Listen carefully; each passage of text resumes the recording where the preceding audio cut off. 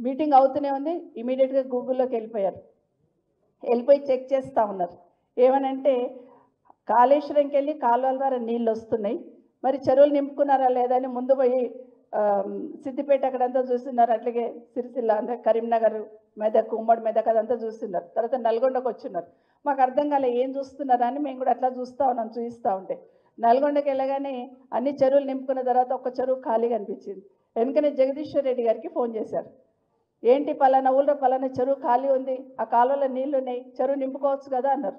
నాకు అర్థం కాలేదు, షాక్ అయిపోయాను. అంటే ఒక చెరువు ఖాళీ ఉందంటే వర్షాకాలం వచ్చినప్పుడే ఆ చెరువులలో నీళ్లు నింపుకుంటే మళ్ళీ రైతులకు అవసరం వచ్చినప్పుడు మనం వాడుకుంటాం కదా, మరి ఎందుకు నిర్లక్ష్యం చేస్తున్నా, ఆ ఊరు చెరువు నింపి మళ్ళీ 2 రోజులలో నాకు చెప్పు అన్నారు. ఒక్క నిమిషం షాక్ అయిపోయినాను. అంటే అంత డెప్త్లో పోయి ఆలోచించున్నారు.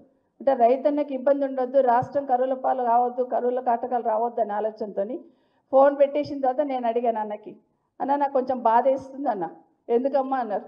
అంటే కాళేశ్వరం పూర్తి చేస్తే అక్కడ అన్ని చెరువులు నింపబడుతుంది, మరి మా రంగారెడ్డి మా వికారాబాద్లో చెరువులు ఎప్పుడు నిండాలన్నా అని అడిగాను.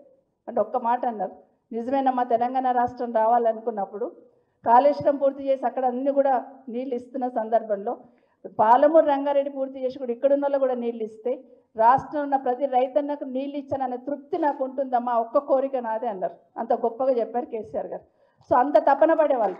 గూగుల్లో పోయి ఏ రైతన్నకు నీళ్ళు అందుతలేవు, ఏ చెరువు నిండింది, ఏ కాలంలో నీళ్ళు వస్తున్నాయని ఎంక్వైరీ చేసింది కేసీఆర్ గారు. అయితే ఇప్పుడున్న ప్రభుత్వం, ఇప్పుడున్న ముఖ్యమంత్రి గారు కూడా గూగుల్లోకి వెళ్తున్నారు.